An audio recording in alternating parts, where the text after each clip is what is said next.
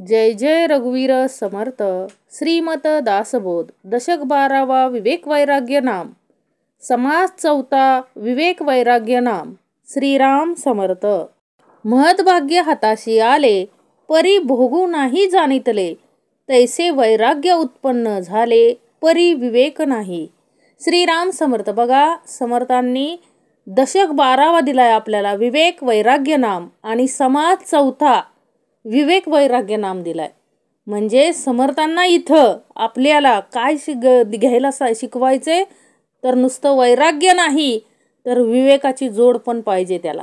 वैराग्याला काय पाहिजे? विवेकाची जोड असेल तर जीवनाला अर्थ आहे। कारण का हो, महद्भाग्य हाताशी आले, ज्या क्षणी आपला मनुष्ययोनीत जन्म झाला, माणूस म्हणून आपण जन्माला आलोय, हेच खरं आपलं काय आहे हो, महद्भाग्य आहे। कारण 83,09,999 योनी पार करून मग हा मनुष्य देह काय होतो, माणसाला प्राप्त होतो। हे तर सर्वांना माहिती आहे। काय हो, 84 लक्ष योनीतून माणसाला काय करावं लागतं, जीवाला काय करावं लागतं, आत्म्याला फिरावं लागतं। फिरून आल्याच्या नंतर हा नरदेह प्राप्त होतो माणसाला। म्हणजे आपण ज्या दिवशी जन्माला आलो, मनुष्य म्हणून जन्माला आलो, हे आपलं काय आहे, सर्वात मोठं महद्भाग्य आहे। म्हणून समर्थांनी ओवीच देताना काय दिलीये, महद्भाग्य हाताशी आले परंतु परी भोगू नाही जाणितले। का हो अशी ओवी मांडली असेल समर्थांनी? महद्भाग्य हाताशी आले, अरे श्रवण कर, कीर्तन कर, विष्णू स्मरण, म्हणजे नविदा भक्ती कळली पाहिजे ना। महद्भाग्य हाताशी आलंय म्हणजे जन्म मिळालाय, मनुष्याचा जन्म आपल्याला मिळालाय, माणूस म्हणून आपण जन्माला आलोय। आणि माणूस म्हणूनच काय करता आलं पाहिजे, शेवटीही जाता आलं पाहिजे। म्हणजे समर्थांना काय सांगायचंय, येताना आपण कसं असतो, अंगावरती कपडे नसतात, जातानाही अंगावरती कपडे नसतात। हा झाला काय, प्रत्येकाला काय असंच, म्हणजे प्रत्येक जण याच स्थितीमधून काय करत असतो, जात असतो। परंतु समर्थांना काय शिकवायचंय आपल्याला की जसा तू आला होता, येताना कुठले विषय विकार होते का हो?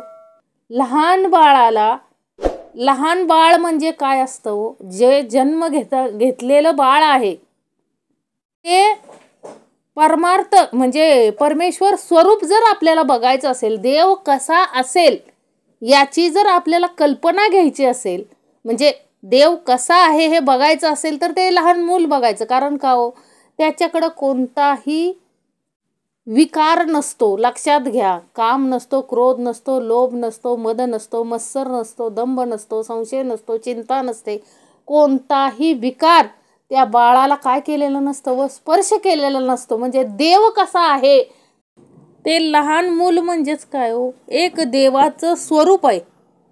आपल्याला ते पाहता आलं पाहिजे, लक्षात घेता आलं पाहिजे। समर्थांना काय आपल्याला सांगायचंय, कारण जसा तू लहान मूल म्हणून जन्माला येताना जसा विषय विकार नव्हता, त्या पद्धतीनंच आपल्याला मरतानाही जाता आलं पाहिजे। लक्षात ठेवा, नुसतं का हो, प्रत्येक गोष्ट येताना कपडे नाहीत, जाताना कपडे नाहीत, याचा अर्थ अद्वैत, द्वैत घ्या तसा, पण अद्वैत अर्थ काय आहे, जसा तू विषय विकार विरहित जन्माला आला होता तसं हिथं वास्तव्य केल्यानंतर, म्हणजे ह्या पृथ्वी तलावर राहिल्यानंतर तुला तसं निष्पाप जाता आलं पाहिजे हो जाताना। म्हणजे एवढा जो परमार्थाचा खटाटोप समर्थांनी केलाय तो कशासाठी केलाय, तर 88 एवढा केलाय परमार्थाचा, तो कशासाठी आहे हो, एवढ्यासाठीच आहे का? म्हणजे आपण एवढं निष्पापपणे जाऊ शकतोय का? समर्थ म्हणतात पण जाऊ शकतो, लक्षात घ्या, जाऊ शकतो। कारण तेवढं सामर्थ्य समर्थांनी काय केलंय, आपल्याकडे दिलेलं आहे। म्हणून समर्थ म्हणतात विवेक आणि वैराग्य। म्हणून पाहिजे काय हो आपल्याजवळ, पाहिजे काय आपल्याजवळ, तर विवेक आणि वैराग्य। नुसतं वैराग्य असून सुद्धा उपयोगाचं नाही, त्याला कशाची जोड पाहिजे, विवेकाची। नुसतं वैराग्य काय कामाचं नाहीये। कारण कसं, वैराग्य हेकांडपिसं वैराग्य असतं बघा सगळ्यांकडं जे आहे ते कसं असतं. हेकांडपिसं वैराग्य म्हणजे एखाद्याचं संसार म्हणजे एखाद्याची संसारातील भांडणं बघून एखाद्याला काय वाटतं हो, नको बाबा लग्नच करायला नको. हे आलेलं वैराग्य कसलं, हेकांडपिसं वैराग्य. कारण कसं आहे हो, माणूस काय करतो, दुसऱ्याचं बघून दुःखी कष्टी होतो आणि त्याच्याकडं काय येतं, वैराग्य येतं. म्हणजे एखाद्या गोष्टीचा तिटकारा येतो बघा. सतत सतत एखादं म्हणजे दुसऱ्याचं बघून त्या व्यक्तीला काय येतो हो, तिटकारा येतो. आणि मग तो काय करतो, कष्टी होतो, दुःखी होतो आणि त्याच्याकडं काय येतं हो, वैराग्य येतं. परंतु ते विवेकातलं वैराग्य नसल्यामुळं तो स्वतःचीच हानी करून घेतो. म्हणून समर्थ काय म्हणतात, महद्भाग्य हाताशी आले परी भोगू नाही जाणतले, तैसे वैराग्य उत्पन्न झाले परी विवेक नाही. म्हणजे अंतरी वैराग्य निर्माण होतं की संसार नको करायला, संन्यास घ्यायचा. परंतु तो संन्यास घ्यायला गेला, समर्थ म्हटले ना, वैराग्य उत्पन्न झालं परंतु त्याला जर विवेकाची जोड नसेल तर ते वैराग्य काय कामाचं नाही. आता एकानं ठरवलं की काय हो, नाही मला काय करायचं नाही, संसार करायचा नाही, मी आता संसार सोडून देतो. म्हणून तो काय घेतला, संन्यास घेतला त्यानं. आणि कुठं गेला, जंगलामध्ये राहायला गेला. संसार नाही, काय नाही, नको, काही नको. वैराग्य आलं त्याच्याकडं. अखंड काय म्हणला, आता देवाचं नामस्मरण करायचं. साधू झाला, भगवे वस्त्र धारण केले आणि एक झोपडी बांधून तो कुठं राहायला लागला हो, वनामध्ये राहायला लागला. झालं, वनामध्ये राहत असताना एक मांजर आली तिथं. आणि हे करत असताना म्हणजे देवाचं नामस्मरण वगैरे करत असताना ते मांजरीचा काय लागला हो, त्याला लळा लागला. मग त्या मांजरीला काय झाली, परत पिल्लं झाली. आता तो त्यांच्याबरोबर काय लागला, वैराग्य. बघा कसं असतं वैराग्य, हे कांडपिसं वैराग्य आलं होतं ना, विवेकातलं वैराग्य नव्हतं. विवेकातील वैराग्य ज्याच्याकडं असतं ती संत घडतात. जसं संत तुकाराम, संत ज्ञानेश्वर महाराज, संत निवृत्तीनाथ, संत सोपान काका, संत मुक्ताई यांच्याकडं अखंड कसलं होतं व विवेकातलं वैराग्य होतं. त्यांनी संन्यास म्हणजे संन्यासच घेतला, त्यांनी लग्न केलं नाही. लक्षात घ्या, हे विवेकातलं वैराग्य. आता तो साधू जो गेलेला तो हेकांडपिसं वैराग्यातून म्हणजे त्याला मशान वैराग्य आलं होतं. म्हणजे कसं हो, संसाराचा तिटकारा आला होता म्हणून तो काय गेला होता निघून, त्यानं संन्यास धर्म पत्करला होता. आणि ती मांजर त्याच्याबरोबर राहू लागली, ती पिल्लं झाली त्या मांजरीला. त्याला असं वाटू लागलं आणि लोक यायचे हो त्याच्याकडे, कारण साधू दिसतायत. लोक काय हो, काहीतरी मदत, आपल्या संसारात दुःख त्या साधूकडे घेऊन जायचे. आणि मग लोकांनी पाहिलं की काय हो, ही एक मांजर आहे, तिला पिल्ला आहेत आणि महाराजांकडं काय साधन नाही. म्हणून एकानं काय केलं, त्याच्याकडं खूप गायी होत्या, ती एक गाय त्यांच्या साधूच्या दारात आणून बांधली. मग हळूहळू साधूंनी पाहिलं की काय, एका शिष्यानं गाय आणून बांधली दारामध्ये. मग त्यानं काय केलं, सुरुवात त्या गाईला म्हणजे दूध देत होती ती गाई, त्या मांजरांच्या पिल्लासाठी त्या साधूच्या शिष्यानं गाय आणून बांधली होती साधूच्या दारात. साधूंनी पाहिलं, गाई आली म्हणजे दूध देते ती गाय. धार काढायला लागले साधू. आणि त्यांचा बराचसा वेळ काय व्हायला लागला हो, त्यांनी ते नामस्मरण वगैरे कमी व्हायला लागला आणि त्यांचा वेळ कुठं जायला लागला, गाईला धुण्यात, गाईला चारा आणण्यात, गाईची धार काढण्यात आणि ती पिल्लं होती मांजराची, त्यांना काय करण्यात, खाऊ घालण्यात त्यांचा काय जायला लागला, वेळ जाऊ लागला. आणि मग साधूंना असं वाटलं की काय हो, हे सर्व म्हणजे त्यांना स्वयंपाक वगैरे करायला लागायचा. मग त्यांना असं वाटायला लागलं की हे सगळं काम करण्यासाठी माझ्या घरात कोणतरी काय पाहिजे, स्त्री पाहिजे. म्हणून त्या साधूंनी काय केलं हो, लग्न केलं. लक्षात घ्या, काय केलं, लग्न केलं. म्हणजे ते जे वैराग्य जे आलं होतं साधूंकडं ते कसलं होतं हो, मशान वैराग्य, हे कांडपिसं वैराग्य त्याला म्हणायचं. ज्या वैराग्याला काय नव्हती, विवेकाची जोड नव्हती, त्यामुळं ते वैराग्य काय टिकू शकलं नाही. म्हणजे आता एखाद्यानं एखादी गोष्ट करायची ठरवली तर ती त्याला साध्य करता आली पाहिजे, नाहीतर काय हो, वैराग्य नुसतं वैराग्य घेऊन उपयोगाचं नाही. म्हणून समर्थ म्हणतात की त्या वैराग्याला काय पाहिजे, विवेकाची जोड पाहिजे. अरे तुला तुझं महद्भाग्य आहे की तुला काय हो, हा नरदेह मिळालाय, माणसाचा जन्म मिळालाय. या माणसाच्या जन्मामध्ये आपल्याला विवेक आणि वैराग्य हे दोन काय ठेवायचे आपल्या अंतरी. विवेक पुत्र ठेवायचा आहे, द्वैतातला पुत्र असो अगर नसो, अंतरी कोणता पुत्र पाहिजे, विवेक पुत्र पाहिजे. विवेक म्हणजे विषय वेगळे करणे, म्हणजे काय हो, विषय विकारांवरती विजय मिळवता आला पाहिजे. आणि विषय विकारांवरती विजय मिळवून परमार्थ करून म्हणजे प्रपंच साधायचा आहे. संसार, प्रपंच आणि परमार्थ या त्रिवेणी संगमावर नित्य स्नान घडायला हवे. म्हणजे माणसाच्या जन्माला आलोय तर परमार्थ करता आला पाहिजे. कोणताही विषय विकार जवळ नसला पाहिजे. नाहीतर काय हो, जेवढं पुण्य करेल तेवढं काय होतं हो, पापच. लक्षात घ्या. म्हणजे एक पाप करतो, 1000 पुण्य केली आणि एक पाप केलं तरी ते 1000 पुण्य केलेल्याला काही अर्थ राहत नाही. म्हणून समर्थ नेहमी सावध कुणापासून राहायचंय आपल्याला, ह्या विषय विकारांपासून सावध राहायचंय. त्याच्यासाठी आपल्याकडं विवेक आणि वैराग्य पाहिजे. कारण का हो, एक आपण जसं समजतो की काय हो, तसं नसतं. कारण समर्थांनी काय सांगितलंय की आपल्याला हे ऐकायला मिळतंय. आता इथं एखादा प्राणी आला ऐकायला तर तो काय करू शकत नाही हो, त्याला विवेक नाही, वैराग्य नाही, त्याला समजू शकत नाही. म्हणजे हे ज्ञान कुणाला मिळालंय, परमार्थ प्रपंच संसार करण्याचं ज्ञान कुणाकडं आहे, तर ह्या मनुष्य प्राण्याकडं आहे. मनुष्य म्हणून जन्माला आलोय, मनुष्यासारखी कर्म करता आली पाहिजेत. नाहीतर आपली कर्म कशी आहेत हो, कलियुगाला सुरुवात झाली आहे असं समर्थ म्हणतात. कलियुगाला सुरुवात झाली म्हणजे काय हो, जे बाहेर काय ऐकायला मिळतंय, सगळं विषय विकारांचंच ऐकायला मिळतंय. कधीही म्हणजे जे आपण पूर्वी ज्या ऐकल्या, इतिहासामध्ये घडलेल्या घटना ऐकल्या, हा राजा दुष्ट होता, ह्यानं असं केलं तसं केलं, हा चांगला राजा होता, मग ह्या गोष्टी आपण ऐकल्या, त्याच गोष्टी आताही घडत आहेत ना. म्हणजे प्रत्येक कुटुंबामध्ये काय होतंय, काही ना काय होतंय हो, घडतच असते. म्हणून समर्थ काय म्हणतात की बाबा रे, आलाय ना जन्माला, तुला मिळालंय ना नरदेह, तुला समजव, तुला भेटलेत ना सद्गुरू, तर तुला ते काय करता आलं पाहिजे, जीवनाचं सार्थक करता आलं पाहिजे.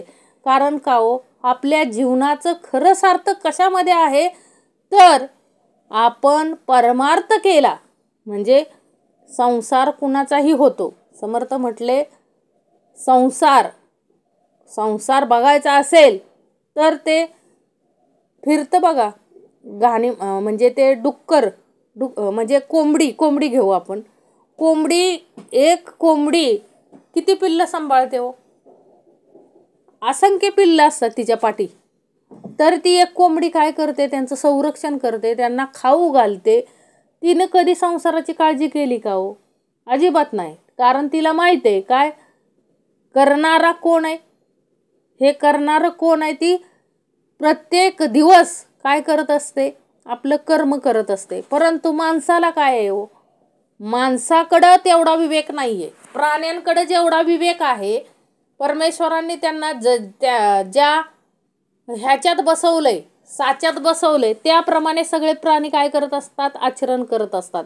परंतु एकमेव मनुष्य प्राणी असा आहे, त्याला जास्त बुद्धी दिली परंतु तो परमेश्वराच्या कचाटीत राहत नाही, परमेश्वराच्या दिलेल्या बंधनात राहत नाही, तो सैराटवाने वागतो.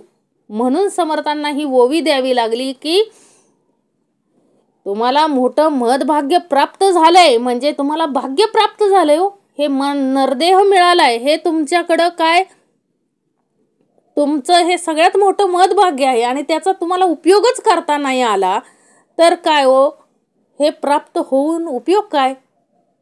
म्हणून जसं जन्माला येऊन म्हणजे महदभाग्य प्राप्त झालंय, तर त्या महदभाग्य प्राप्त झालंय तर ते जीवनाचं काय करता आलं पाहिजे आपल्याला हो, विवेकाला म्हणजे वैराग्याला विवेकाची जोड देऊन ह्या जन्माचं काय करता आलं पाहिजे, आपल्याला सार्थक करता आलं पाहिजे. म्हणून समर्थ पुढची ओवी काय देतात, आदळते आफळते कष्टी होते दुःखी होते ऐकते देखते येते वैराग्यतेने. वैराग्य येतं कशानं माहित आहे ना, बघा एखादा खूप मोठा माणूस असतो म्हणजे खूप श्रीमंत माणूस असतो आणि तो गेला म्हणजे तो त्यानं देहच ठेवला की सगळ्या लोकांकडं काय वैराग्य येतं, काय नाही ह्या जन्मात काय ठेवलेलं नाही. म्हणजे हे कसलं वैराग्य आलं आपल्याकडं, मशान वैराग्य, मशानापुरतं. म्हणजे काय नाही या जीवनामध्ये, काय माणूस घेऊन बरोबर जातोय असं आपण म्हणतो आणि काय करतो, प्रत्येकजण हळहळ व्यक्त करतो, दुःखी कष्टी होतो. म्हणजे आता एखाद्या बघा तरुण मुलांचा काय झाला, मृत्यू झाला तर काय हो, खूप मोठं वैराग्य येतं, खूप मोठं वैराग्य येतं. मशान वैराग्य त्याला काय म्हणायचं, मशान वैराग्य. म्हणजे ते आपल्याला एवढं आपण दुःखी कष्टी होतो की आपल्याला आपला संसार काय होतो, नको नकोसा वाटतो. म्हणजे आपल्याकडं काय येतं, ते तात्पुरतं आलेलं मशान वैराग्य असतं. आपण खूप दुःखी कष्टी होतो, आदळते आफळते. म्हणजे काय, आपलं हृदय हे खूप कष्टी दुःखी होतं आणि ते पाहून आपल्याला पण संसार करायचा काय येतो, तिटकारा येतो. बघा एखाद्या काय भांडणं असतील, एखाद्या घरात सतत भांडणं होत असतील तर त्या आई सांगण्याचं तात्पर्य काय, घरामध्ये भांडणं होत असतील तर मुलांना काय वाटतं की नको, हा संसार नको, हे लग्न नको. का तर यामध्ये काय नाहीये, राम नाहीये. म्हणजे हे आलेलं वैराग्य कसलं आहे, तात्पुरतं आलेलं वैराग्य आहे. कशातून आले, दुसऱ्याचं बघून आलेलं वैराग्य आहे. म्हणून समर्थ म्हटले की विवेक दिलाय समर्थांनी इथं. की काय विवेक दिलाय हो, की आपण आपल्या संसारामध्ये उत्तमाचं काय करायचंय, राहायचंय, वागायचंय आणि जे काही चांगलं आहे ते काय करायचंय, कष्ट करायचंय, अखंड कष्ट करायचंय. जे काही वादविवाद होतात ते कशावरून होतात, कामावरून. मध्ये जे दिलंय ते काय करायचंय, करत राहायचंय.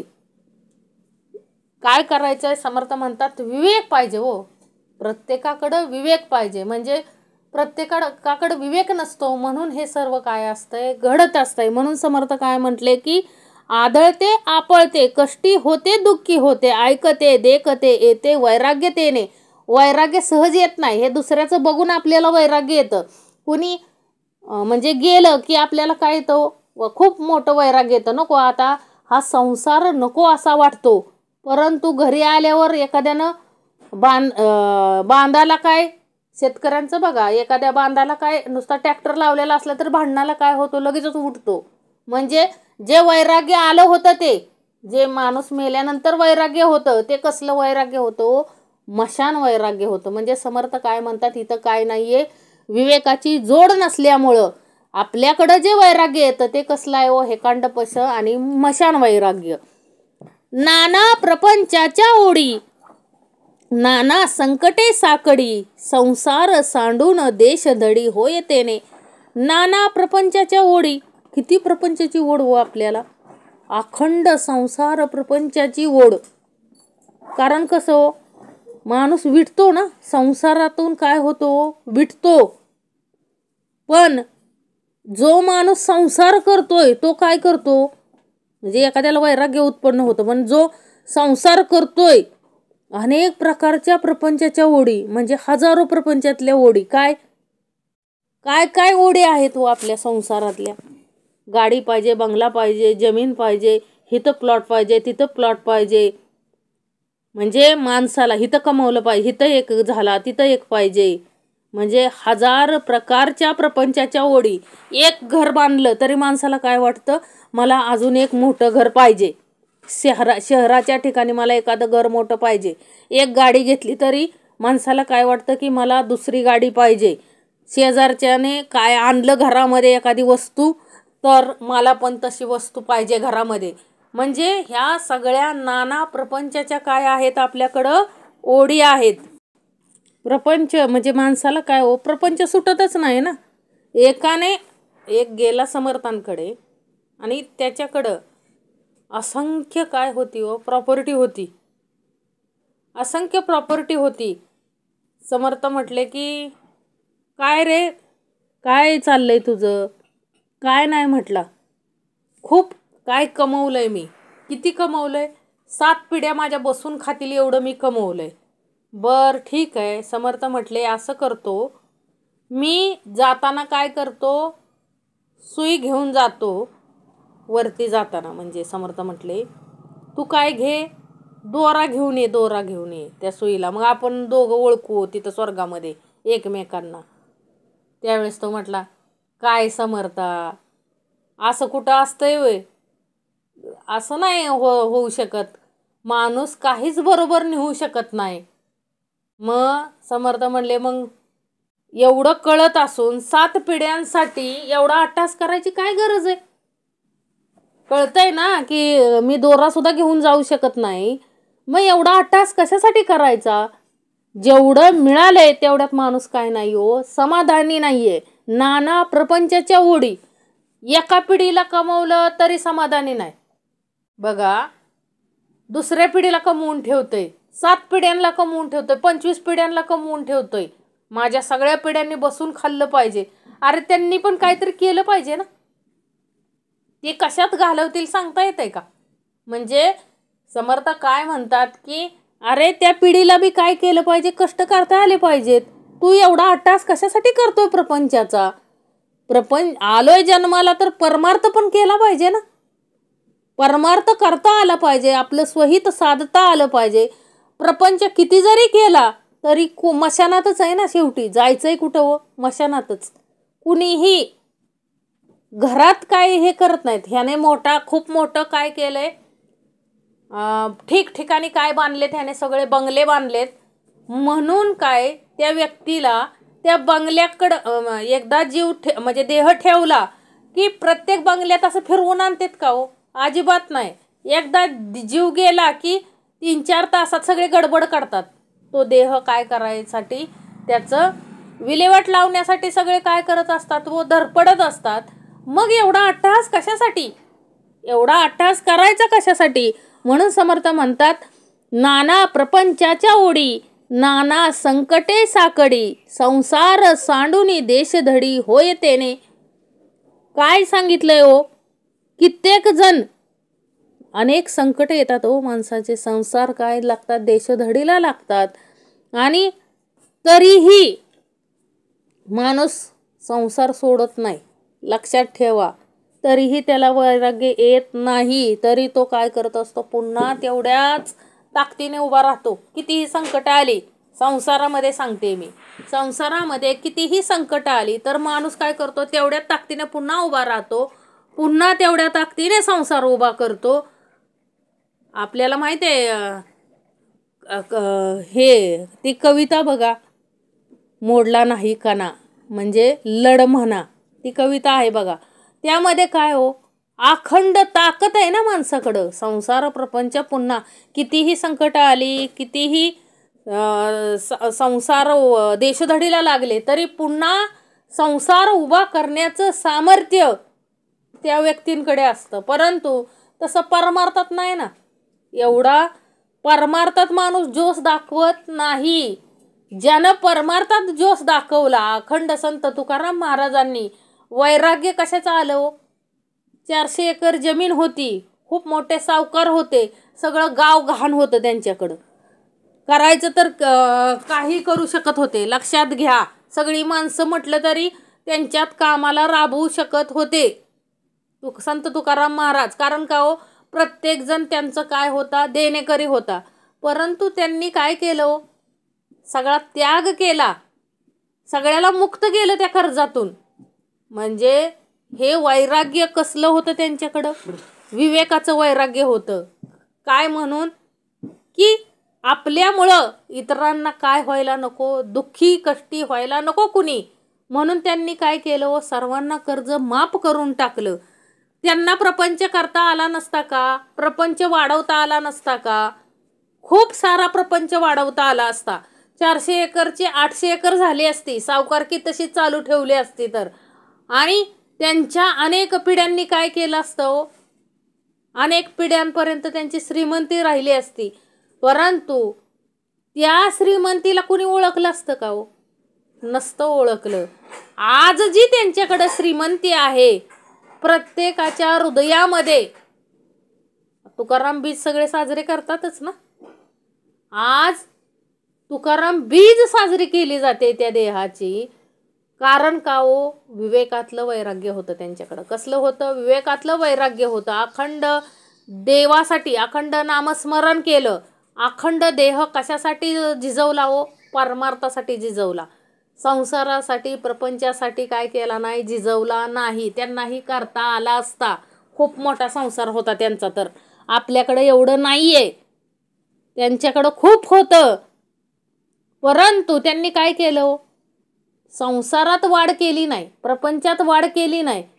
वाढ कशात केली हो त्यांनी, परमार्थात. अखंड परमार्थ वाढवला. मग हे वाढवता आलं पाहिजे. तो चिंतेपासून सुटला, पराधीनतेपासून पळाला, दुःख त्यागे मोकळा झाला रोगी जैसा. तो चिंतेपासून सुटला म्हणजे अनेक प्रकारच्या प्रपंचाच्या ओढी, अनेक संकटे व अडचणी ह्यात सापडल्यामुळे संसार सोडून घरादाराचा त्याग करून मनुष्य देशोधडी जातो, जोगी होतो. काय काय बघ माणसं काय होतात तो, संसार सोडून जोगी होतात. आणि पुढं काय, रोगी ज्याप्रमाणे बरा झाला म्हणजे दुःख मुक्त होतो, त्याप्रमाणे हाही मनुष्य प्रपंचाच्या काळजीतून सुटतो व लोकांच्या ताबेदारीतून मोकळा होतो. पण एवढ्यानं भागत नाही. बघा समर्थ काय म्हणतात की माणसं काय करतात हो, एवढं वैराग्य येतं त्यांच्याकडं की काय काय काय करतात. मगाशी सांगितल्याप्रमाणे संन्यासी होतात आणि त्यांना वाटतं की आता मी संन्यासी झालो, बरं झालं, आता ह्या संसारातून काय मी सुटलो. परंतु नाही तसं होत. समर्थ म्हटले, केला ना त्यानं परत त्याला संसार करावा असं वाटला का नाही. त्यानं मांजर आणली, गाय आणली, परत पत्नी आणली. म्हणजे समर्थ काय म्हटले, तो थोडा वेळ त्या संसाराच्या संकटातून काय होतो, दुःखी होऊन तो जोगी होतो. परंतु जास्त काळ तो काय त्या वैराग्यात राहत नाही. लगेच काय होतो, लगेच संसाराला काय लागतो, ताकदीनं परत संसाराला लागतो. हे समर्थांना सांगायचंय. परितो होऊ नये मोकाट, नष्ट भ्रष्ट आणि चाट, सीमाच नाही सैराट गुरु जैसे. परितो होऊ नये सैराट म्हणजे समर्थांना काय सांगायचंय, परितो होऊ नये मोकाट, नष्ट भ्रष्ट आणि चाट, सीमाच नाही सैराट गुरु जैसे. म्हणजे तो अनर्गळ म्हणजे मोकाट, पापी, आचारशून्य, वात्रट व मोकळ्या सुटलेल्या जनावराप्रमाणे अत्यंत उनाड असा न व्हावा म्हणून विवेकाला काय हो, म्हणजे वैराग्याला विवेकाची जोड मिळाली पाहिजे. कशासाठी समर्थ म्हणतात की तो एकदा सैराट जर झाला तर काय हो, मोकाट पापी जर झाला. आज घटना ऐकतोय ना आपण, कशामुळं हे सगळं घडतंय. समाजामध्ये जी काय घाण व्हायला लागली, जे अन्याय अत्याचार होत आहेत, पाप वाढलंय, ही मोकळ्या सुटलेल्या जनावराप्रमाणे माणसं उनाड वागतायत, ह्याला कारण काय हो. समर्थ काय म्हणतायत की आज आपण विविध घटना बघतोय, जनावरापेक्षाही बेकार घटना माणसाच्या हातून घडत आहेत. रोज बातम्यामध्ये बघतोय आपण. मग हे कशामुळं घडतंय, तर विवेकाला वैराग्याची जोड नसल्यामुळे हे सर्व घडतंय. म्हणून समर्थ म्हणतायत की अशी ही मोकाट जनावरं, माणसाला म्हटलंय हो, जे उनाड आहेत, मोकाट जनावराप्रमाणे वागत आहेत, त्यांना काय मिळाली पाहिजे हो? विवेक वैराग्याची जोड मिळाली. ती पण माणसंच आहेत ना. त्यांना जर विवेक वैराग्याची जोड मिळाली त्या उनाड जनावरांना, तर काय होणार आहे हो? त्यांची पण परत माणसंच होणार आहेत ना. लक्षात घ्या, माणसातलाच उनाड जनावर जर ओळखून त्याला जर उत्तमाची शिकवण दिली, विवेकात वैराग्यात आणलं, तर काय होणार आहे हो? तो मनुष्य होणार आहे ना. ते समर्थांना सांगायचंय की त्या उनाड असा म्हणजे तो प्रपंचाच्या काळजीत रोगीच्या प्रमाणे एखाद्या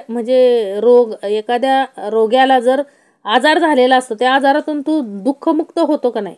म्हणजे आजार बरा झाला की त्याला सगळ्या संकटातून मुक्त झाल्यासारखं होतं. त्याप्रमाणे संसाराच्या प्रपंचाच्या काळजीतून सुटतो व लोकांच्या पण तावडीतून सुटतो ना. पण तेवढ्यानं भागत नाही. पुढं जाऊन तो काय होतो? उनाड होतो. म्हणून तो उनाड न व्हावा असं वाटत असेल तर त्याच्याकडं काय असलं पाहिजे हो? त्याला काय मिळालं पाहिजे हो? विवेक वैराग्याची जोड मिळाली पाहिजे. त्यानं स्वच्छंदी होऊ नये. जनावर मोकळं सुटलं की काय करतो? जनावर मोकळे सुटले म्हणजे जसे सैरा वैरा धावतं ना. एखादं जनावर बघा मालकाच्या तावडीतून सुटलं की सगळीकडं काय हो? सैरा वैरा पळत सुटतं. त्याप्रमाणे समर्थ म्हणतात, सैरा वैरा म्हणजे त्या सैरा वैरा धावते त्या जनावरांमुळे अमर्याद होऊ नये एखादी व्यक्ती, आणि पाखंडी, भ्रष्ट आणि चावट होऊ नये यासाठी त्या व्यक्तीला विवेक आणि वैराग्याची जोड मिळायला हवी. म्हणून समर्थांना काळजी आहे समर्थांना. म्हणून समर्थांनी हा दासबोध ग्रंथ लिहिलाय. 400 वर्षापूर्वी लिहिलाय, परंतु ते आता खरं ठरतंय आपल्या दैनंदिन जीवनात. आता काय होतंय हो? प्रत्येक गोष्ट आपल्याला प्रत्ययास येते. काय की लोक उन्हाळप्रमाणे म्हणजे विवेक वैराग्य नसल्यामुळे सर्वजण काय हो? मोकाट सुटलेत. मोकाट जनावराप्रमाणे वागत आहेत. त्यांच्यातला माणूस काय झालाय हो? त्यांच्यातलं माणूस पण मानवता हा नष्ट झाली आहे. आणि ते काय करतायत? सैराट जनावराप्रमाणे वागत आहेत. लक्षात घ्या, अन्याय अनिती वेगवेगळ्या ज्या घटना घडत आहेत ते सगळं कशामुळं घडतंय? समर्थ म्हणतायत आसपास आजूबाजूला जे काही सगळं घडतंय ते कशामुळं घडत आहे? तर विवेक आणि वैराग्याची जोड नसल्यामुळे हे सगळं घडत आहे. म्हणून समर्थ म्हणतात की असं होऊ नये असं वाटत असेल तर त्या विवेकाला वैराग्याला विवेकाची जोड मिळाली पाहिजे. तर काय होणार नाहीत हो? अशा विक्षिप्त घटना काय होणार नाहीत? घडणार नाहीत. विवेके बिन वैराग्य केले तरी अविवेके अनर्थी घातले, अवघे व्यर्थची गेले दोहीकडे. विवेके बिन वैराग्य केले म्हणजे काय सांगितलंय? विवेकाशिवाय वैराग्य धारण केलं तर अविवेकाच्या योगाने अनर्थ होतो. ना इहलोक ना परलोक असा दोहीकडे तो काय होतो? सर्वस्वी काय होतो? वाया जातो. म्हणजे काय? विवेकरहित वैराग्य म्हणजे जाणून बुजून अनर्थ परंपरा ओढवून घेणे होय. म्हणजे जाणून बुजून अनर्थ परंपरा म्हणजे समर्थांना काय सांगायचंय बघा, विवेकानं वैराग्याची जोड जर नसेल तर अविवेकाच्या योगाने कसा अनर्थ होतो बघा. त्या व्यक्तीला इहलोकही साधता येत नाही आणि परलोकही साधता येत नाही. कसं? जो व्यक्ती अंधश्रद्धेत अडकतो बघा, गुप्त धनाच्या पाठीमागं. अखंड काय करतात माणसं? गुप्त धनाच्या पाठीमागं लागतात बघा. जे धन कधी मिळतही नाही त्या धनाच्या काय लागलेले असतात? पाठी लागलेले असतात. आणि त्याच्यासाठी काय पूर्ण आयुष्य काय करतात? वाया घालवतात. मग त्यांना परमार्थही कळत नाही, प्रपंचही कळत नाही. त्यांचं पूर्ण आयुष्य काय वाया गेलेलं असतं. म्हणून समर्थ काय म्हणतात की अंधश्रद्धेत अशीच अनेक अंधश्रद्धा आहेत. अजूनही समाजात काय आहे तो अनेक अंधश्रद्धा आहेत. आजारी पडलं का लोक काय करतात? दवाखान्यात जाण्याच्या ऐवजी काय करतात? भोंदू बाबांकडे जातात. व्यवस्थित उपचार घेत नाहीत. म्हणजे हे सगळं अंधश्रद्धा आहे. म्हणून समर्थ म्हणतात की विवेक जर असेल तर लोक अशा अंधश्रद्धेत काय होणार नाहीत, अडकणार नाहीत. आणि विवेकानं, विवेकविरहित जे आहेत, म्हणजे विरहित जे वैराग्य आहे, बघा लोक स्वतःचं आयुष्य वाया घालवतात. पूर्ण आयुष्य संसारही करत नाही, प्रपंचही करत नाही, परमार्थही करत नाहीत. म्हणजे समर्थ म्हटले नको त्या वाईट गोष्टीच्या नादाने, लक्षात घ्या, अंधश्रद्धेच्या नादाने, वाईट गोष्टीच्या नादाने काय करतात हो, अखंड त्याच्याच पाठी काय करतात, लागतात. आणि संसारही व्यवस्थित करत नाही, प्रपंचही व्यवस्थित करत नाहीत आणि परमार्थही व्यवस्थित करत नाही. म्हणून समर्थ म्हणतात की त्यांना इहलोकही साधत नाही आणि परलोक. कारण संगत कशी मिळाली हो, चुकीची संगत मिळाली ना. अंधश्रद्धा म्हणजे काय हो, चुकीची संगत. मग चुकीची अविवेकाची जर संगत मिळाली तर त्या माणसाचं काय होणार आहे हो, अनर्थच होणार आहे ना. त्याच्या हातून कर्म कसली होणार आहेत, चांगली होणार आहेत का, नाही होणार आहेत. म्हणून समर्थ म्हटले की अविवेक जर असेल व्यक्तीकडं तर काय होणार आहे हो, अनर्थच होणार आहे. आणि त्या ठिकाणी जर विवेक असेल तर काय होणार आहे हो, त्या व्यक्तीच्या जीवनाचं काय होणार आहे, सार्थक होणार आहे. ना प्रपंच ना परमार्थ, अवघे जिनेची झाले व्यर्थ, अविवेके अनर्थ ऐसा केला. बघा, ना प्रपंच ना परमार्थ, धड त्यांच्याकडून म्हणजे वैराग्य नाही, विवेकही नाही, धड प्रपंचही नाही व परमार्थही नाही. असे होऊन सारे आयुष्य काय होते, फुकट जाते. दोहीकडे जिने काय होते, व्यर्थ होते. असा अनर्थ कशामुळं ओढवतो, अविवेकामुळे. समर्थ म्हणतात विवेक नसला म्हणजे असा अनर्थ होतो. लक्षात ठेवा, विवेक नसल्या कारणानं माणसं पूर्ण आयुष्य काय हो, ते अंधश्रद्धेत घालवतात. पूर्ण आयुष्य आपलं काय करतात, अंधश्रद्धेत घालवतात. एखादी गोष्ट शोधण्यासाठी पूर्ण आयुष्य घालवतात, म्हणजे गुप्तधन शोधण्यासाठी पूर्ण आयुष्य घालवतात. ना त्यांच्याकडून धड परमार्थही होत नाही आणि ना धड प्रपंचही होत नाही. म्हणजे त्यांचं पूर्ण आयुष्य असंच मरून जातात. लक्षात ठेवा. मग उपयोग काय जीवनाचा असून, जीवनाचा असून उपयोगच काय. समर्थ म्हणतात की ना प्रपंचही उत्तमाचा होत नाही, ना परमार्थही उत्तमाचा होत नाही. पूर्ण आयुष्य व्यर्थ जातं. कारण का हो, शिकवण चुकीची मिळाली ना, संगत चुकीची मिळाली. त्यामुळं हा अनर्थ घडून येतो ना. अविवेकामुळं ना, हे सर्व जो अनर्थ आहे तो कशामुळं घडतो, अविवेकामुळं. का व्यर्थचे ज्ञान बडबडिला, परी वैराग्य योग नाही घडला, जैसा कारागृही अडकला पुरुषार्थ सांगे.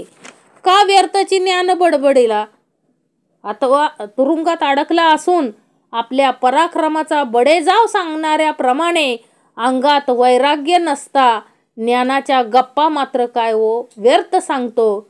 म्हणजे काय, शब्दशास्त्र पुष्कळ वाचलंय त्यानं आणि सांगू लागला, म्हणजे थोडाफार विवेक बोलू लागला, पण चित्तात वैराग्य नसेल तरी ते व्यर्थ होय. म्हणजे विषयांचा व प्रपंचाचा दास असलेल्या मनुष्याने दुसऱ्यास विवेक सांगणे म्हणजे बंदिवासात पडलेल्या पराधीन जीवाने आपल्या पराक्रमाच्या गोष्टी सांगण्यासारखे हास्यास्पद होय. म्हणजे समर्थांना ह्या ओवीतून काय सांगायचंय की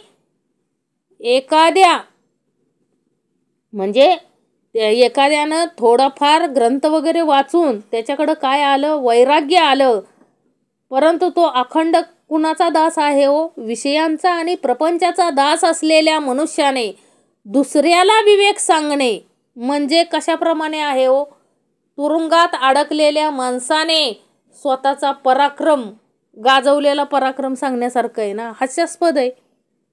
पराक्रम गाजवून उपयोग काय, तू कुठं सडतोय, तुरुंगात. तसं समर्थ म्हणतायत की प्रपंचात अडकलेल्या, विषय विकारामध्ये अडकलेल्या माणसानं विवेकाच्या गोष्टी सांगणं हे काय आहे हो, हास्यास्पद आहे. का व्यर्थचे ज्ञान बडबडिला, परी वैराग्य योग नाही घडला, जैसा कारागृही अडकला पुरुषार्थ सांगे. कारागृही अडकून पुरुषार्थ सांगून उपयोगाचा आहे का, समर्थ म्हणतात. त्याप्रमाणे वैराग्यविन ज्ञान तो व्यर्थची साभिमान, लोभदंबे घोळसून कासावीस केला, वैराग्यविन ज्ञान. समर्थ काय म्हणतात की वैराग्य वाचून ज्ञान असते ते उग्याचीच काय असतं, अभिमानास कारण होते. लोभ व दंभ त्याला घुळसून कासावीस करीत असतात. म्हणजे वैराग्य वाचून जे ज्ञान मिळालेलं असतं माणसाकडं ते कसं असतं, ते म्हणजे वैराग्य वाचून जे ज्ञान असतं ते उगाचच अभिमान आणतं ना अंगामध्ये. मग त्याला कोण घुळसून काढतो, लोभ आणि दंभ. त्या व्यक्तीकडे काय असतो, अखंड लोभ आणि दंभ, अन्याय अत्याचार करत असतो. तो त्या पैशाचं काय करत असतो, लोभ. म्हणजे समर्थ वैराग्यविन ज्ञान, म्हणजे समर्थ काय म्हणतात की आता बघा समर्थांना इथं काय सांगायचंय हो, लोभदंबे घोळसून कासावीस केला. मिळालंय आहे काय, जिल्हाधिकारी आहे. काय आहे, जिल्हाधिकारी आहे. म्हणजे ज्ञान आहे, भरपूर ज्ञान आहे, परंतु वैराग्य नाही. कुठलं वैराग्य नाही, लोभाचं वैराग्य नाही. त्याला कळलं पाहिजे की काय हो, की लाच घेणं म्हणजे माझा अधिकार गमावण्याप्रमाणे. लक्षात घ्या, त्याला तेवढं विवेक आणि वैराग्य नसल्या कारणानं, ज्ञान आहे, भरपूर ज्ञान आहे, रात्रंदिवस अभ्यास करून त्यानं ती पोस्ट मिळवलेली असते जिल्हाधिकाऱ्याची. उदाहरण म्हणून घेतोय आपण, जिल्हाधिकाऱ्याची पोस्ट मिळवलेली असते रात्रंदिवस अभ्यास करून, आणि ज्ञान मिळवलं पण विवेक आणि वैराग्य नाही. म्हणजे समर्थांना काय सांगायचं आहे, एखाद्यानं लोभ आला त्याच्याकडं की काय हो, माझं एवढं काम करून द्या, मी तुम्हाला 1 कोटी रुपये देतो. आला लोभ की लोभानं त्याला काय केलं, गुळसून काढलं. कसं गुळसून काढलं लोभानं, काय की 1 कोटी घे, 1 कोटी खूप मोठे असतात. इकडं त्याला एवढं विवेक आणि वैराग्य पाहिजे होतं की बाबा मी एवढं 16 तास 8 तास रोज अभ्यास करून मी ही पोस्ट मिळवलेली आहे. थोड्याशा लोभासाठी माझी ही पोस्ट जाऊ शकते, आयुष्याचं नुकसान होऊ शकतं, मी मिळवलेली जेवढी प्रतिष्ठा आहे तेवढी धुळीला मिळू शकते.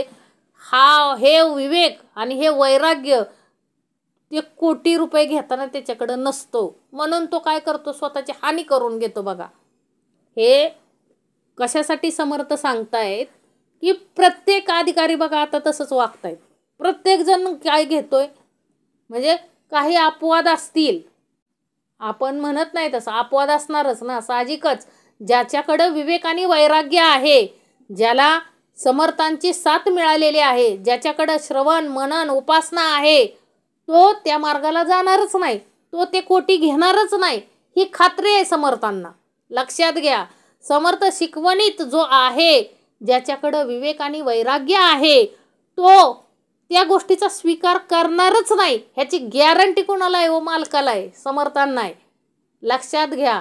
म्हणून समर्थांनी ही ओवी लिहून ठेवली. ती कोणासाठी आहे, आपल्यासाठी आहे. काय समर्थ म्हणतायत, वैराग्यविना ज्ञान, तो व्यर्थची अभिमान, लोभ धंबे घोळसून कासावीस केला. किंवा आता हे झालं लोभाचं. काय 1 कोटीसाठी स्वतःची प्रतिष्ठा धुळीला मिळवली, सगळंच जातं. लक्षात घ्या, त्याला काडीचं कुत्र्याची किंमत राहत नाही समाजामध्ये, त्याला काडीची कुत्र्याची किंमत राहत नाही. मग त्या ज्ञानाचा उपयोग काय होतो, त्यावेळेस काहीच होत नाही.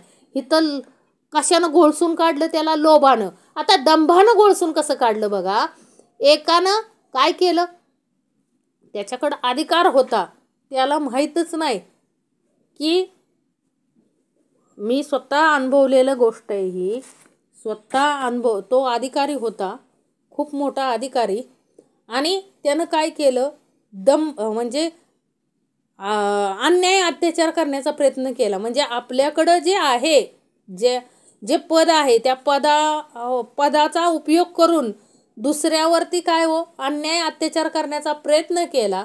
पण त्याला माहीत नव्हतं की आपण ज्याच्यावर अन्याय अत्याचार करतोय त्याचाच एक भाऊ खूप मोठ्या पदावर आहे, त्याला माहीत नव्हतं. लक्षात ठेवा. मग त्याच्यावर पण तसंच झालं ना. म्हणजे तिथं ह्याला कुणी गुळसून काढलं, गेलं पदही गेलं, त्याचं अन्याय अत्याचार करायला गेला, त्याचं पद गेलं, सगळी प्रतिष्ठा गेली, सगळं धुळीला मिळालं. मन समर्थ म्हटले हिथं त्याला कुणी गुळसून काढलं हो, दंभाने गुळसून काढलं. म्हणून समर्थ म्हणतात की विवेक आणि वैराग्य पाहिजे हो. आपल्या दैनंदिन जीवनामध्ये आपण वागताना काय पाहिजे हो, विवेक आणि वैराग्य पाहिजेच माणसाकडं. तर त्याचं काय होईल, त्याच्याकडे असलेल्या ज्ञानाचा उपयोग तो समाज कल्याणासाठी करू शकतो. श्वान बांधली तरी भुंके, श्वान बांधले तरी भुंके, तैसा स्वार्थामुळे थिंके, पराधिक देखो न सके स्वाभिमाने. श्वान बांधले तरी भुंके, काय सांगितलंय हो. श्वान जरी बघा कुत्रं बांधलं तरी काय करतो, भुंकतं ना. म्हणजे लोभ दंभाचा गुलाम बनलेला हा मूर्ख साखळ दंडाने, म्हणजे स्वतःला बांधून घेतलं ना हो त्यानं. इथं समर्थांनी श्वान कुणाला म्हटलंय, हे जे लोभाने स्वार्थाने गुंडाळलेली लोक आहेत. म्हणजे लोभ दंभाचा गुलाम बनलेला हा मूर्ख साखळ दंडाने, म्हणजे कुत्रे स्वतः बांधले असले तरी दुसऱ्यावर काय असतं, भुंकत असतं. त्याप्रमाणे स्वतः स्वार्थासाठी चरफडत असतो, तरी पण स्वतःच्या अभिमानामुळे दुसऱ्याचा उत्कर्ष त्याला पाहवत नाही. श्वान बांधले तरी भुंके, तैसा स्वार्थामुळे थिंके, पराधिक देखो न सके स्वाभिमाने. म्हणजे बघा, श्वान बांधलं तरी ती भुंकतं ना, बांधलेलं असतं तरी भुंकतं, एवढा त्याला काय असतो, अभिमान असतो. तसं हा लोभाने दंभाने गुरफटलेली माणसं असतात हो. काय काय आपण बघतो समाजामध्ये मोठमोठे अधिकारी लोभाने, म्हणजे ते सापडले जरी नसले तरी ते आपल्याला माहिती आहे ते काय कशानं, लोभानं दंभानं त्यांना पूर्णपणे गुंडाळले, आणि ते दुसऱ्यावरती काय करत असतात, ओरडत असतात, आणि दुसऱ्याचं चांगलं झालेलं त्यांना पाहवत नाही. पराधिक देखो न सके स्वाभिमान, त्यांच्याकडे असलेल्या अभिमानामुळं दुसऱ्याचं चांगलं झालेलं त्यांना पाहवत नाही, दुसऱ्याचा उत्कर्षपणा त्यांना पाहवत नाही, दुसऱ्याची प्रगती त्यांना पाहवत नाही. स्वतः तर वाटोळ करून घेतलेलं असतं, पण दुसऱ्याचं त्यांना काय होत नाही व पाहवत नाही.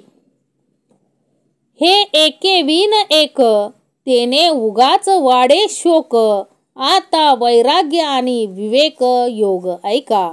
हे एके विन एक, समर्थ काय म्हणतायत, विवेकाच्या म्हणजे विवेक व वैराग्य ही एकाशिवाय एक असतील तर त्यामुळे उगीच शोक मात्र वाढतो. आता विवेकाला वैराग्याची जोड असेल तर काय बहार होते ती ऐका. बघा समर्थ म्हणले की हे दोघे सेपरेट असल्यावर काय घडतंय ते बघा. विवेक आणि वैराग्य वेगवेगळ्या वाटेनं असल्यावर काय घडतं, आणि विवेकाला वैराग्याची जोड असल्यानंतर काय घडतं ते आता आपण पाहूया. विवेक अंतरी सुटला, वैराग्य प्रपंच तुटला, अंतर्बाह्य मोकळा झाला निसंग योगी. बघा, विवेके अंतरी सुटला, विवेकाची जर जोड मिळाली, समर्थ म्हणले विवेकाच्या योगाने अंतकरणात तो काय हो, विषय विकारांपासून मोकळा होतो. लक्षात घ्या, विवेके अंतरी सुटला, अंतरी सुटला म्हणजे काय हो, विषय विकारांपासून काय होतो, मोकळा होतो. आणि वैराग्यामुळे विवेकानं अंतरी विषय विकारांपासून मोकळा होतो, आणि वैराग्यामुळं बाहेरच्या प्रपंचाचा संबंध तुटतो. म्हणजे अशा अंतर्बाह्य मोकळा होऊन निसंग पुरुष खरा योगी बनतो. म्हणजे काय हो, खरा योगी कोण, जो अंतर्बाह्य काय बनतो, मोकळा होतो. म्हणजे समर्थांना काय सांगायचं, जो विवेकानं काय होतो, अंतरी सुटतो. अंतरी सुटतो म्हणजे काय, विषय विकारांपासून अंतरी मुक्त होतो.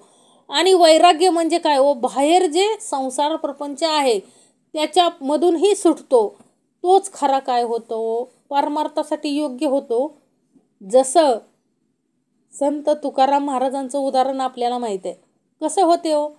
अंतरीही विषय विकार नव्हता हो. अहो मांडीवरती ती मंजुळा वेश्या होती ना ती. लोकांनी काय केलं? मुद्दाम त्या वेश्येला काय सांगितलं की जा आणि त्या तुकाराम महाराजांच्या मांडीवरती बस, बघू कसं वैराग्य दाखवतायत. परंतु अखंड ज्या देहाकडं पूर्ण विवेकाने वैराग्य होतं, ती मंजुळा येऊन त्यांच्या मांडीवरती बसली तर तुकाराम महाराजांना कोणताही विषय विकार स्पर्श करू शकला नाही. ते काय म्हटले हो? अगं मुली, वडिलांची एवढी आठवण येत होती, म्हणजे काय वरवरच बोललेले नाहीत. अंतकरणापासून त्यांनी तिला मुलगी मानलं आणि काय म्हटले हो? माहेरची जास्त आठवण झाल्यामुळे तू इथं आलीस का? म्हणजे केवढं मोठं विवेकातलं वैराग्य हो. विवेकाने वैराग्य अंतर्बाह्य मोकळं केलं. तो खरा योगी, तो खरा परमेश्वरा जवळ जाण्यासाठी काय हो, सिद्ध असा तो पुरुष. संत तुकाराम महाराजांचं उदाहरण आहे आपल्या पुढं. म्हणजे विवेके अंतरी सुटला, वैराग्ये प्रपंच तुटला, अंतर्बाह्य मोकळा झाला निसंग योगी. अंतर्बाह्य काय झाला हो? मोकळा झाला निसंग योगी. जैसे मुके ज्ञान बोले, तैसेची सवे क्रिया चाले, दीक्षा देखोनी चकित झाले सुचिस्मंत. जैसे मुखे ज्ञान बोले, काय हो सांगितलंय? जसं तोंडाने ज्ञान बोलतो तशीच त्याबरोबर स्वतः क्रियाही करीत असतो. त्याचे आचरण पाहून पुण्यवान लोक सुद्धा काय होतात हो? चकित होतात. म्हणजे तो विचार करून बोलतो व बोलण्यासारखे वागतो. त्याची दीक्षा पाहूनच सदाचारी सज्जन काय होतात? संतोष पावतात. म्हणजे बघा, संतांचीच उदाहरणं इथं काय करता येतात व आपल्याला घेता येतात. कारण आपल्याला समोर असलेलं उदाहरण कोणतं आहे हो? तर संत तुकारामांचंच घ्यायचं आहे ना. जसं मुखाने बोलत होते, म्हणजे जैसे मुखे ज्ञान बोले, तैसेची सवे क्रिया चाले. म्हणजे जसं बोलतात तसं वागत होते ना ही सगळी लोक, संत मंडळी. म्हणजे समर्थांनी लिहिलंय, अहो अजूनही समर्थांचे दास असे काही आहेत की त्यांचं आचरण अशा पद्धतीने आहे. जसं मुखातून ज्ञान, समर्थांचं ज्ञान बोलतात, त्याप्रमाणेच ते काय करतात हो? आचरण करतात समाजामध्ये. आणि त्यांचं ते आचरण बघून सज्जन लोक काय होतात हो? समाधानी होतात. दुर्जन लोक समाधानी होत नाहीत, लक्षात ठेवा. कारण दुर्जनाला त्याचं महत्त्व कळतच नाही ना. त्याला ते कळतच नाही. अज्ञानामुळं, पापामुळं म्हणा, अज्ञानामुळं म्हणा, अंधश्रद्धेमुळे म्हणा, अविवेकामुळं म्हणा, त्याला त्याचं गुण दिसतच नाही ना. लक्षात घ्या. म्हणून समर्थ म्हणतात की सज्जन लोक सुद्धा त्याच्या आचरणामुळं काय होतात व संतुष्ट होतात. लक्षात घ्या.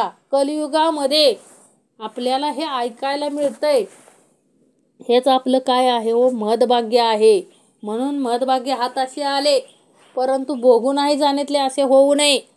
म्हणून समर्थ म्हणतात की बाबा विवेक आणि वैराग्य पाहिजेच.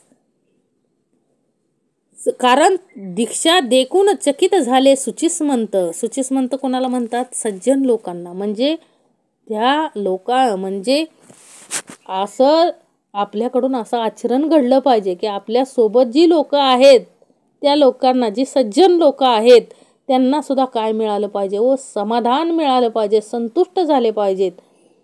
असतानाही त्रैलोक्याची स्थिती बाणली वैराग्याची, यत्न विवेक धारणेची सीमा नाही. असतानाही त्रैलोक्याची म्हणजे काय हो? त्रैलोक्याची सुद्धा पर्वा नाही असे प्रखर वैराग्य त्याच्या अंगात बांधलेले असते. कुणाच्या? जो त्या पद्धतीनं वागतो. प्रत्येक व्यक्ती आहे हो. आपण प्रत्येकजण घेतलंय समर्थांनी. म्हणजे त्रैलोक्याची सुद्धा पर्वा नाही असं प्रखर वैराग्य ज्याच्याकडं आहे, ज्याच्या अंगात बांधलेलं आहे.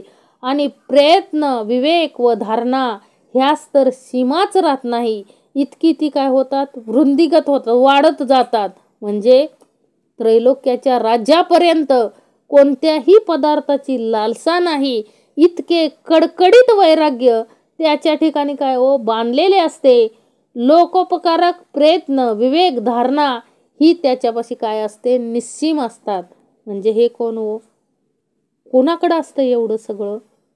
जो खरोखर ज्याच्याकडं विवेक आणि वैराग्य आहे त्याला कशाचीच काय नसते हो, कशाचीच आस्था नसते. त्रैलोक्याची सोडा, स्वर्ग जरी दिला तरी त्याला नको असतं. लक्षात घ्या.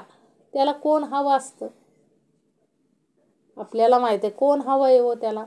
जो आहे इहलोक. समर्थांनी आपल्याला सांगितलंय ना, इहलोक साधाया कारणे जाणत्याची संगती धरणे, परलोक साधाया कारणे सद्गुरूच पाहिजे. बरोबर ना? काय पाहिजे हो आपल्याला? कोण पाहिजे हो आपल्याला? जो आपल्याला मार्ग दाखवणार आहे, त्याच्याकडे घेऊन जाणार आहे, त्या परब्रह्माकडे, तो आपल्याला पाहिजे ना. म्हणून ज्याच्याकडे विवेक आणि वैराग्य आहे त्याला त्रैलोक्याची सुद्धा काय राहत नाही, आस्था राहत नाही. म्हणजे कुठलीच वस्तू त्याला नको असते. लक्षात घ्या. त्या परब्रह्माशिवाय त्याला काहीच नको असते. हे समर्थांना सांगायचंय. एवढा विवेक आणि वैराग्य असलं पाहिजे.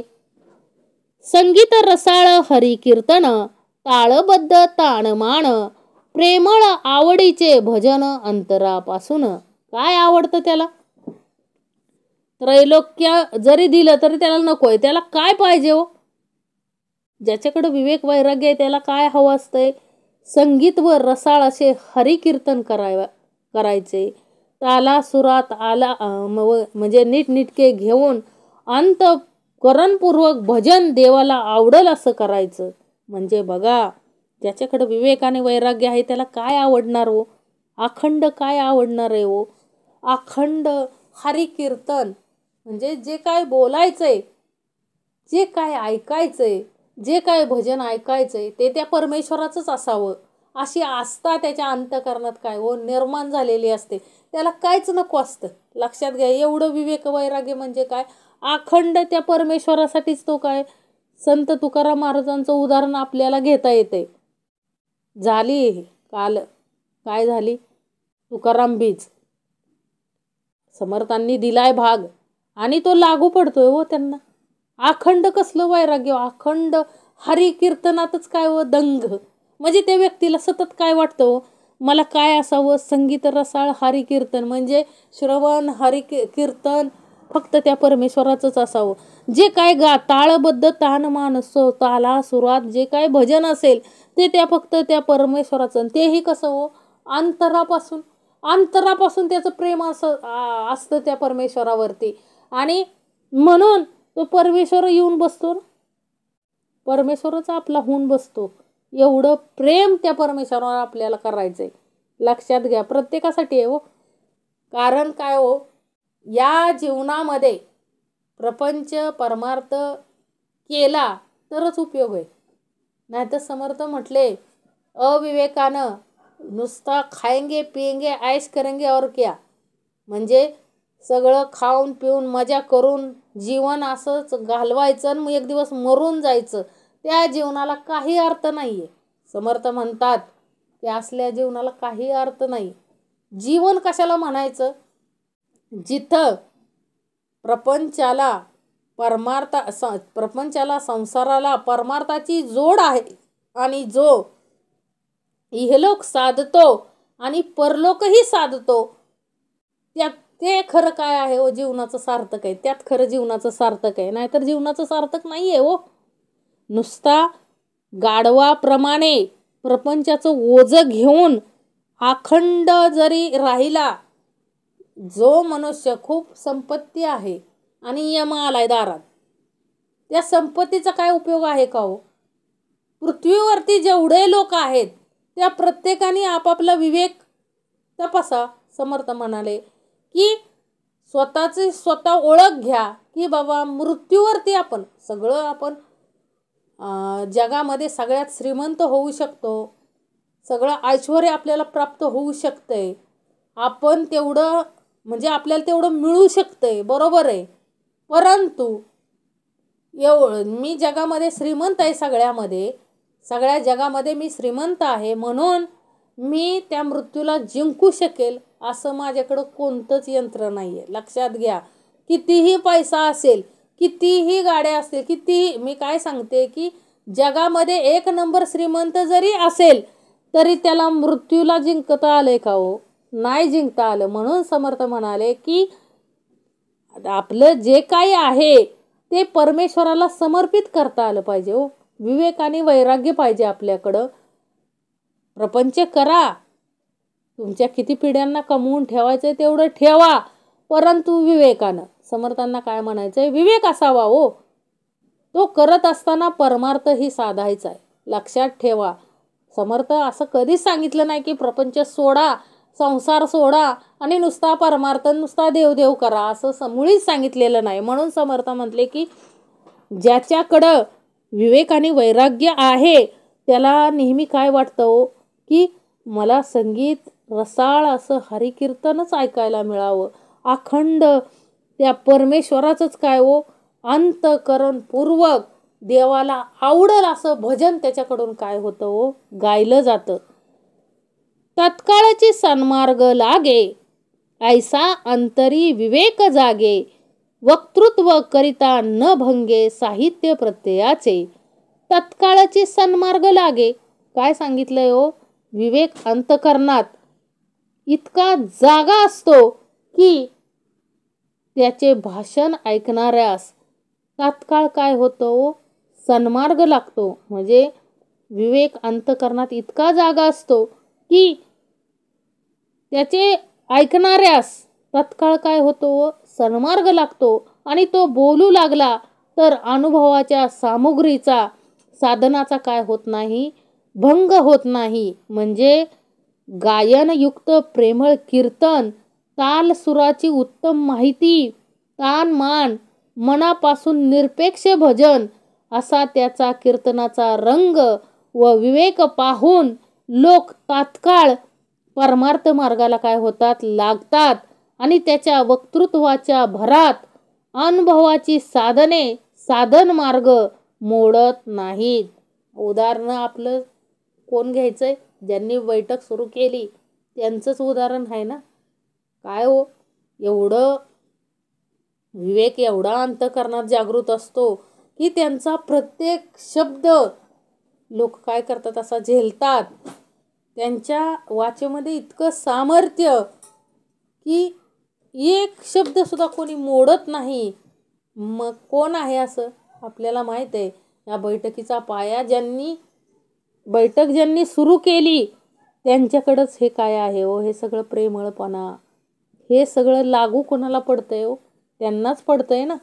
हे सगळं आता जे कार्य ते चालू आहे, समर्थांचं कार्य ज्यांच्या हातून चालू आहे, म्हणजे जे करत आहेत त्यांना हे काय होतंय हो, लागू पडती ही ओवी. तत्काळची सन्मार्ग लागे, ऐसा अंतरी विवेक जागे, वक्तृत्व करिता न भंगे साहित्य प्रत्ययाचे. म्हणजे काय हो, कोणत्याही गोष्टीचा भंग, म्हणजे कोणताही भंग न होता माणसं सन्मार्गाला लावली ना हो. किती वाईट माणसं होती आओ.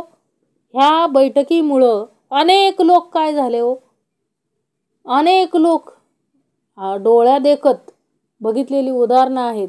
अनेक लोक काय झाले हो, सुधारले. आओ, ज्या लोकांची वृत्ती मगाशी सांगितलं ना, विवेक आणि वैराग्याची जोड नसल्यामुळे, अविवेकामुळे जी मोकाट सुटलेली जनावरं होती, अशी जनावरांना माणसात आणण्याचं कार्य बैठकीनं केलंय. लक्षात घ्या. म्हणजे सामर्थ्य, ताकद म्हणण्यापेक्षा त्या वाणीमध्ये काय आहे, सामर्थ्य आहे. तेवढी ताकद त्या परमार्थात आहे. म्हणून काय केलं हो, ही मोकाट जनावरांच्या मध्ये विवेक आणि वैराग्य काय केलं हो, निर्माण केलं. आणि समर्थांनी त्यांना काय आणलं हो, सन्मार्गात आणलं. ही सोपी गोष्ट नाही आहे, पण समर्थांनी काय केलं हो, सोपं करून घेतलं. आपण तर काय होतो, मोकाटच होतो ना. पण समर्थांनी आपल्याला काय केलंय, जवळ केलं. म्हणून आपण काय झालो, निदान परमार्थाच्या गोष्टी बोलू तरी शकतो. नाहीतर हे बोलणं सुद्धा कळत होतं का हो, काय सन्मार्ग म्हणजे काय, विवेक म्हणजे काय, वैराग्य म्हणजे काय, रसाळ गायन म्हणजे काय, विषय विकार म्हणजे काय, हे काय कळलं असतं आपल्याला. परमार्थ म्हणजे काय, नविदा भक्ती म्हणजे काय, काहीही कळलं नसतं. अध्यात्म म्हणजे काय हे सर्व कळवून कुणी दिलं? त्यांना आपल्याला शरण जाता आलं पाहिजे. लक्षात ठेवा, कळवून कुणी दिलं, हा परमार्थ कुणी उभा केला, एवढं बोलतोय, एवढं वाणीनं बोलतोय, एवढं शिकवलं कुणी? कुणी शिकवलं? अखंड ज्याचं आहे ते शिकवू शकतात ना, म्हणजे समर्थांनी शिकवलं हे. आणि आता बैठकीच्या रूपामध्ये आपल्याला अखंड तेच शिकवत आहेत. लक्षात घ्या. म्हणून तत्काळची सन्मार्ग लागे, ऐसा अंतरी विवेक जागे, वक्तृत्व करिता न भंगे साहित्य प्रत्ययाचे, सन्मार्गे जगास मिळाला म्हणजे जगदीश ओळला, प्रसंग पाहिजे कळला कोणी एक. काय सांगितलंय हो? सन्मार्गे जगास मिळाला, सन्मार्गाने वागून जगाशी तद्रूप झाला, जनांच्या मनात भरला की जगदीश प्रसन्न झाला म्हणून समजावे. तथापि कोणताही प्रसंग काय आहे तो कळला पाहिजे, पण ह्याला प्रसंग वेळ तानमान सर्व काही कळले पाहिजे. म्हणजे काय केलं पाहिजे हो? समर्थ म्हटले प्रसंग कळला पाहिजे, प्रत्येक प्रसंग कळला पाहिजे. सन्मार्गे जगास मिळाला म्हणजे जगदीश ओळला, प्रसंग पाहिजे कळला. कुठला प्रसंग येणार आहे हे कळलं पाहिजे हो. कारण सन्मार्गाने प्रत्येकाला जगाला जोडता येतं. म्हणजे आपला मार्ग जर सन्मार्ग असेल तर आपल्याला काय हो, प्रत्येक जगाशी काय होता येतंय, जोडता येतंय. परंतु आपला मार्ग जर अविवेकाचा असेल तर काय होणार आहे हो? साहजिकच काय होणार आहे? सन्मार्गे जगास मिळाला म्हणजे जगदीश ओळला, प्रसंग पाहिजे कळला कोणी एक. प्रसंग कळला पाहिजे ना हो. काय प्रसंग आहे तो काय झाला पाहिजे, कळला पाहिजे. प्रखर वैराग्य उदासीन, प्रत्ययाचे ब्रह्मज्ञान, स्नान संध्या भगवत भजन पुण्यमार्ग. प्रखर वैराग्य उदासीन काय सांगितलंय हो? प्रखर वैराग्य उदासीन म्हणजे प्रखर वैराग्य, सर्व काळ अलिप्तता, उदासीनता, निर्लोभ म्हणजे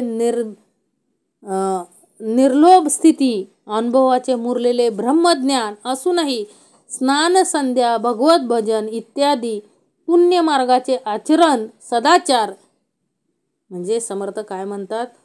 प्रखर वैराग्य उदासीन, प्रत्ययाचे ब्रह्मज्ञान, स्नान संध्या भगवत भजन पुण्यमार्ग.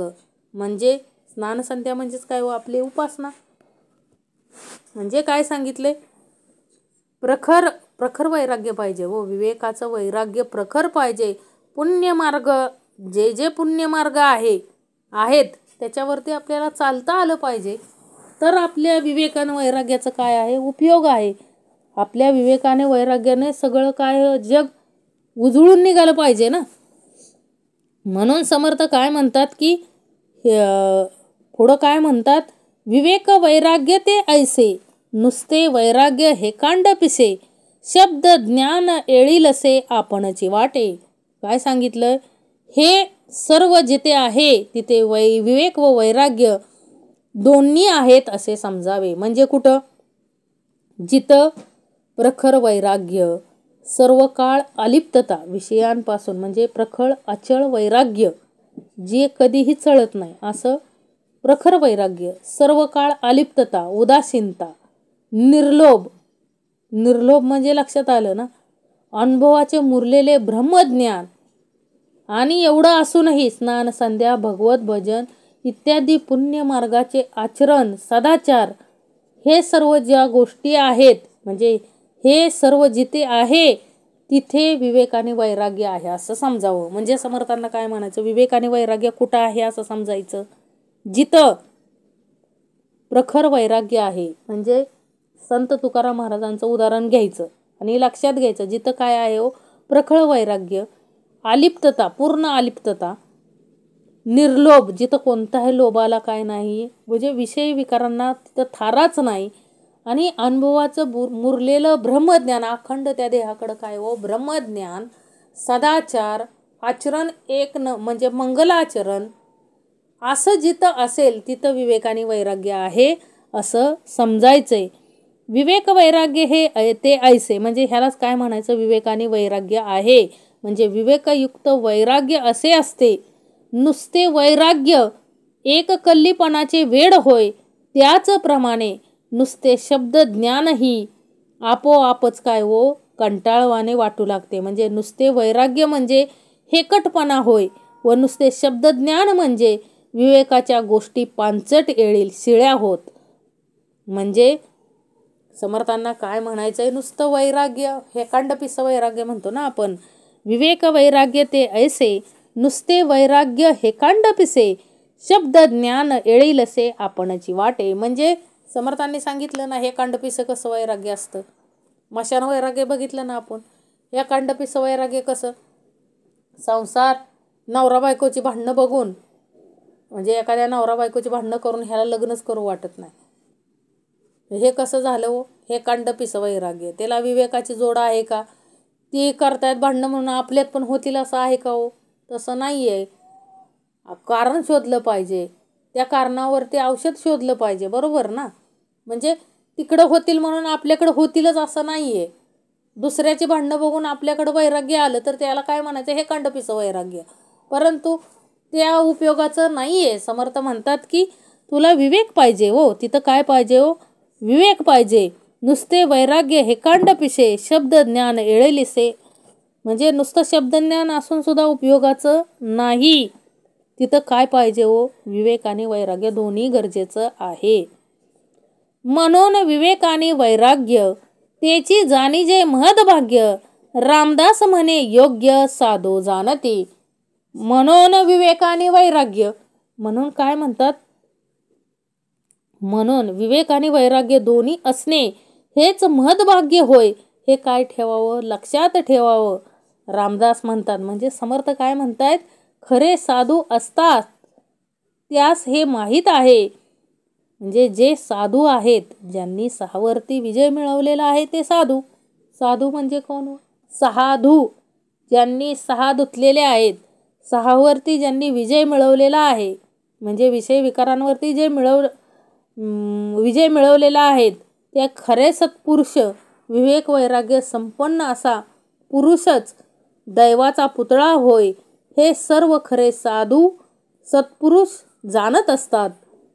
म्हणजे विवेक वैराग्य कुणाकडं आहे हे कोण जाणत असतं, खरे साधू आणि सत्पुरुष जाणत असतात. बघा शिवाजी महाराजांचं उदाहरण घ्यायचं. विवेकातलं वैराग्य कशाला म्हणायचं तर एक सुंदर स्त्री त्यांच्यासमोर आणली, दुश्मनां म्हणजे लुटीत आणलेली, माहीत आहे ना, कल्याणच्या सुभेदाराची सून आणली होती. ती इतकी सुंदर होती की कुणाचंही काय होणार होतं हो, म्हणजे कोणही तिला भाळेल अशी इतकी सुंदर होती. परंतु हा राजा म्हणजे स्वतः छत्रपती शिवाजी महाराज कसे होते हो, विवेक आणि वैराग्य होतं त्यांच्याकडं. त्यांनी काय म्हटले, अशीच आमची आई असती, सुंदर असती तर आम्ही सुंदर झालो असतो. म्हणजे केवढं वैराग्य हो हे. त्यांनी काय केलं हो, ती लुटीत आणली होती तरी ती आदर सत्कार केला, ओटी भरली आणि तिची काय केली हो, आदरपूर्वक पाठवणूक केली घरी. लक्षात घ्या म्हणजे हे केवढं विवेक आणि वैराग्य. आणि हे कोण जाणू शकतं, जे खरे सत्पुरुष आहेत, जे खरे साधू आहेत ते लगेच ही लोक ओळखतात हो. कुणाला, अशा लोकांना लगेच ओळखतात. म्हणजे खरं वैराग्य याला म्हणायचं. लक्षात घ्या म्हणजे विवेक वैराग्य कशाला म्हणायचं, छत्रपती शिवाजी महाराजांकडं जे वैराग्य आलं विवेकातून, ज्या क्षणी कोणतं कर्म त्यांनी केलं हे फार महत्त्वाचं आहे. आणि ते कर्म आजपर्यंत ते उदाहरण आपण सर्वकडे देतो.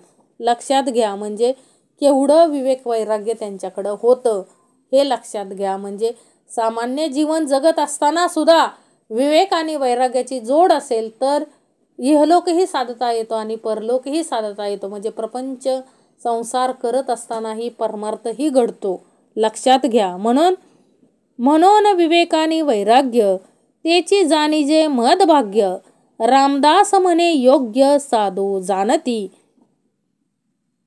इति श्री दासबोधे गुरुशिष्य संवादे विवेक वैराग्य नाम समास चौथा. जय जय रघुवीर समर्थ.